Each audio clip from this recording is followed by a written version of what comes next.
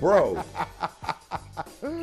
teams were 1-16,239 over the last 20 seasons when trailing by 7 or more points with 20 seconds left. And the 2014 Cavs went in overtime to get that win. Luke Kennard scored 7 points in 9 seconds, leading to the bro. That was the second largest rally, down by 35. Second largest rally in the play-by-play era behind the 96 Jazz, who were down by 36. The Clippers are the first team over the last 25 years to have 3 comeback wins in a single season when trailing by at least 24. And they've done it 3 times in the last 14 days. Nuggets, Sixers, and Wizards. Kurt Helin from Pro Basketball Talk is here to help us react to something that we rarely have ever seen. Unprecedented type stuff. But you know what's interesting to me, Kurt?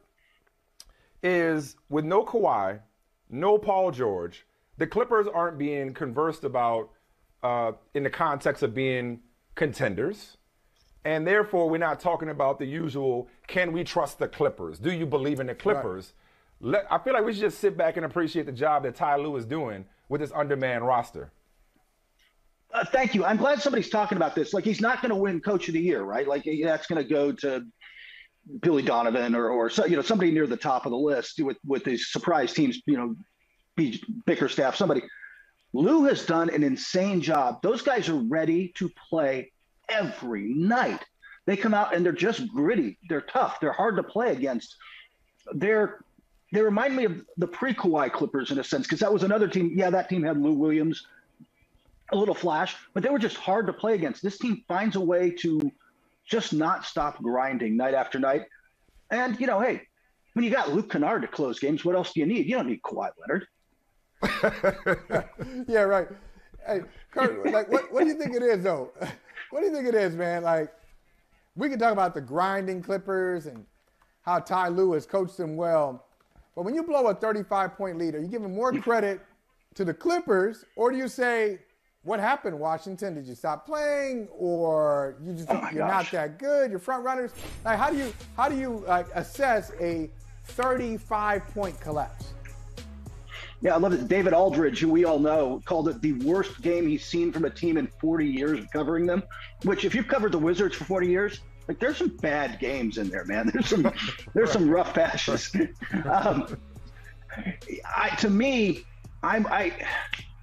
This is a struggling team right now. That's really, they were so hot early in the year, and we kind of thought they were, hey man, this is a good story, and they've just come apart at the seams.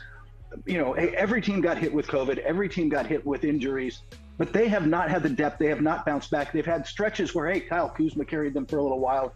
Was hot, but it's just not, it has not been as cohesive. It has not stuck together, kind of like I thought it would. I thought this team would be better than this. And last night they seem to turn off the engine somewhere, right? Like, they just, hey, we can coast this thing in. And you can't, not only can you not do that against the Clippers, you really can't do that against a lot of NBA teams. These are still guys with pride, right? You can't just mail it in the way they did in the second half. And bro, what are you gonna do? I don't know what else to say. That was a horrible. So which bro, brings us to, I'm sorry, go ahead. Yeah, no, I was just gonna say, what happens to Bradley Beal? Well, that's where I was going, because one day you see a report that he's not going to sign, and then the next day I think he did the Woj podcast saying, I want to build a legacy here. I want to do it differently. Yeah.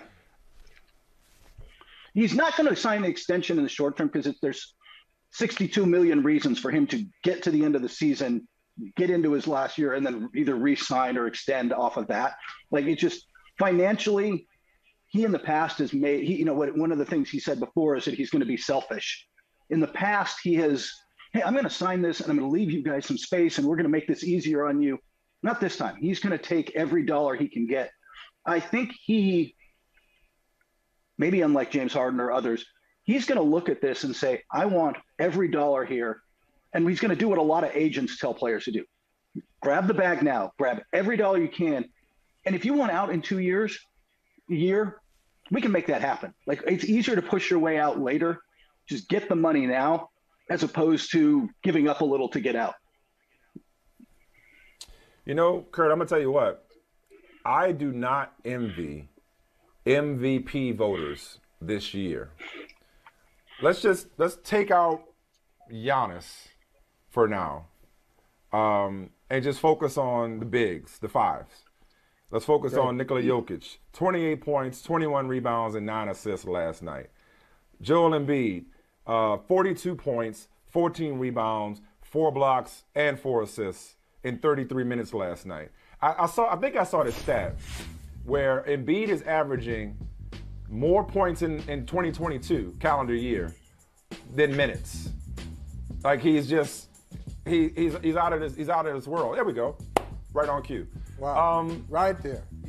I think MVP oftentimes is about narrative as much as it is about numbers. There's a lot of emphasis placed on where your team finishes in the standings. No team relies on a single player. With all due respect to LeBron, nobody relies on a single player more than the Nuggets do Nikola Jokic. If I had to pin you down right now, and thankfully you don't have to do it today, but after what you saw last night, these two go to work, another night in the office for these two, who would you say is your MVP right now? Or maybe it's Giannis. Maybe I don't want to disregard him. Yeah, and by the way, he is a 5. He's playing a lot of 5 this year with Brook Lopez out. Yeah. But 2 weeks ago when we did this, I said, I really dove into the numbers and we did a mid-season thing for NBC Sports, and I chose Giannis over Jokic just kind of barely. I don't know if I'd go back on that now. The bottom of that just changed because Kevin Durant's he's falling out, and he will fall out after missing all these games. He'll kind of fall out of that top 5, and Embiid climbing up. By the way, Luka Doncic has played really well of late too. Like, I don't know if he's going to climb all the way back in, but he's looked better. It would be a coin toss. Funny thing is, I'm one of those voters. I have one of those votes. MVP is usually not the thing that keeps you up. Like, usually that's maybe you're kind of debate the 4th or 5th spot down on that roster in your head, and you try to make that right. But usually by the end of the season, I'm pretty confident in who I'm going with for number 1. If I had to choose between Jokic and Antetokounmpo right now, with Embiid surging like this, I don't really know where I'd go. Curry's slumping off, but he's had this great. I would lose. I lose enough sleep over third team All NBA. I don't know what I do when MVP vote comes up like this, man. Well, because Embiid made it easy last year. Unfortunately, he missed so much time. Jokic was brilliant and deserved it, but it was like if you were torn, he got hurt. If these two stay healthy and keep doing this, good luck. Yeah, I don't know where I'm going to go. Embiid is just part of MVP for me is the value to your team, right? How are you lifting your team up? How much is the team better because of you? Obviously, Jokic brings a lot of that, but Embiid right now on a Ben Simmons list, we're not just missing a player, man. We're not filling him in with role players. Like, there's just nobody there, and he's lifting them up to in the mix in the East. He's at another level right now. Michael, you and I had this conversation. We had this conversation a couple of days ago. I would still go with Jokic. I think I said at that moment, and I still feel this way, that given the numbers, and Embiid's numbers are incredible, but Jokic's both counting and advanced stats are ridiculous. Given the numbers, I thought it would be idiotic, and I still do, to not give it to Nikola Jokic as he's on this record-setting pace, and given how much he is meant to keep the Nuggets just afloat. I would vote for Nikola Jokic, Michael, if I had a vote, but I would feel real guilty. It probably is, but I would feel guilty. I feel guilty about not giving Joel Embiid the award this year, but I'd probably give it to Jokic if I had to do one. What about you, Mike? Kurt mentioned, Ben Simmons, and I was going to go there because right now I'd say Embiid is making a case. Embiid is making a really strong case. I go back and forth, and then don't forget the other 5, the other 5, the new guy, LeBron James. He's a 5. He played 5 for a while, and he was great. He was great as a 5-man, averaging about 34 points. So, but Kurt, you mentioned Ben Simmons, and you ever around some people, or maybe you're one of those people.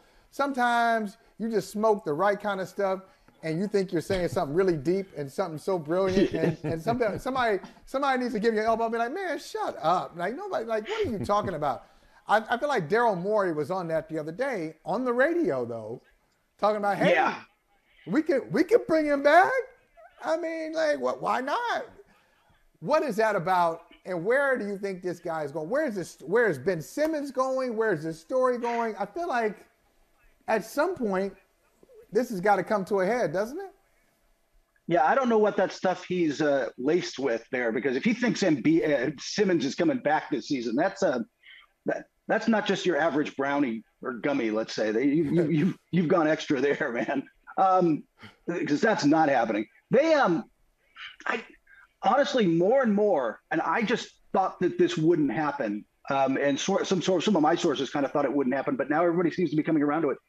The Sixers seem serious about, hey, if we're not getting what we want now, we will drag this out into next offseason and up to more likely the draft. I don't know that it'll get like all the way to July, but get to the draft when more picks are available and a lot of deals get done, and that's when it happens.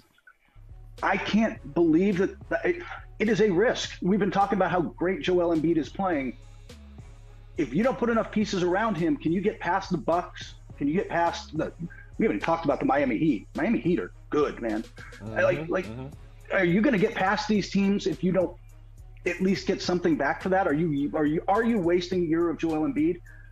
They don't seem to think so. They're going to go forward and push this through into the next season. And if they do that, I have no idea where he goes. I've heard all the Harden rumors. I'll just say that that's a complex mess to make happen. That sign and trade would hard cap the 76ers. They'd still have to cut salary.